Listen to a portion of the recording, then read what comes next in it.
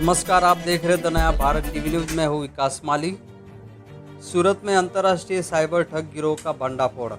सूरत police ने एक बड़ी कामयाबी हासिल करते हुए एक अंतर्राष्ट्रीय साइबर ठग गिरोह का पर्दाफाश किया है।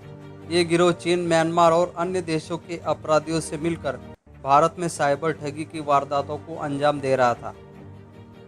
पुलिस कमिश्नर और क्राइम ब्रांच की विशेष टीमों ने संयुक्त कार्रवाई करते हुए इस गिरोह के 3 आरोपियों को गिरफ्तार किया है। गिरफ्तार आरोपियों के नाम है सागर भागीरथ राम बिश्नोई, राजस्थान के फलोदी से; राम स्वरूप शिवनाथ राम बिश्नोई, राजस्थान के फलोदी से; गब्बू संजय रामजी भाई, सूरत के कतारगाम से, जिसे 16 जून को बोटाद से पकड़ा गया। पुलिस ने उनके पास से सामान भी जब्त किया, जैसे 8 mobile phone, 3 debit card, 2 SIM card, 2 SIM cover और नगद 840 रुपये और एक अमेरिकन टूरिस्टर का काला बैग। सूरत पुलिस अब इस गिरोह के अंतर्राष्ट्रीय कनेक्शन की गहराई से जांच कर रही है। माना जा रहा है कि इनके संपर्क विदेशी साइबर नेटवर्क से भी है। सूरत क्राइम ब्रांच की इस कार्रवाई की हर तरफ सराहना हो रही है। ऐसे સુરત ક્રાઇમ બ્રાન્ચના પોલીસ ઇન્સ્પેક્ટર જોગરાણા અને એની ટીમને એક ઇન્ફોર્મેશન મળી હતી કે આંતરરાષ્ટ્રીય સાયબર ફ્રોડ કરતી ગેંગના સભ્યો 2 સુરત શહેર ખાતે આવેલા છે અને રેલવે સ્ટેશન પાસે આવેલી જનતા હોટલમાં રોકાયેલી છે।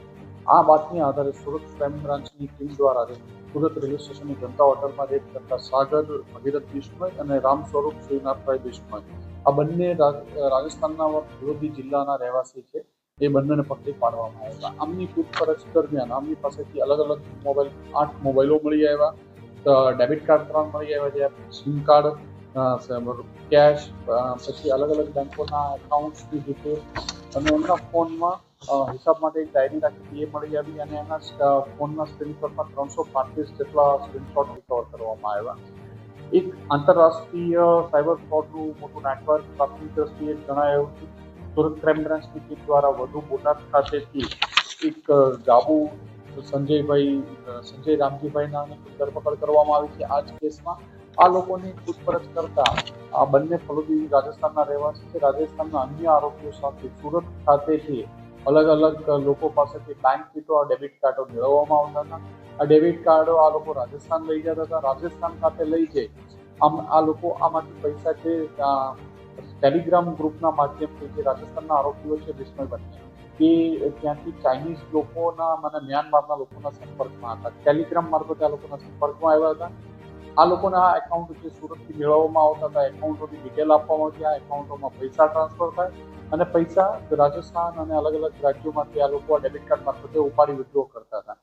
આ પૈસાને એક આંગળીયા પેઢીઓમાં આપે, આંગળીયા પેઢીથી ડાર્ક વેબથી લોકો એના યુએસડીટી ખરીદી અને એ ટ્રાન્સફર મ્યાનમાર અને ચાઇનીઝ લોકોને આ પર ટ્રાન્સફર કરવામાં આવતા હતા।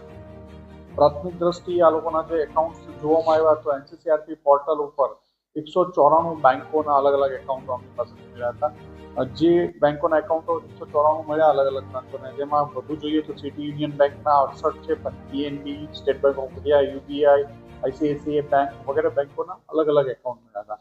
અને આમના ઉપર 500થી વધુ એનસીસીઆરપી પોર્ટલ ઉપર ફરિયાદો મળી આવી છે, જેમાં 60થી વધુ ગુજરાતની ફરિયાદી છે અને અંદાજે 50-60 કરોડથી વધુનું પ્રાથમિક દ્રષ્ટિએ જે સાયબર ફ્રોડ હોવાનું જણાય આવે છે। અને જેમાં આ લોકો સીધા જ ચાઇનીઝ અને મ્યાનમાર, કંબોડિયાના લોકો સાથે પણ સંપર્કમાં હોવાનું મળે આવે છે। એમની ચેટ કરી અને એ પણ જણાવે છે કે હેડક્વાર્ટર હવે મ્યાનમાર, બર્માથી એ લોકો શિફ્ટ કરી પાકિસ્તાન કરવાનું વિચારી રહ્યા છે।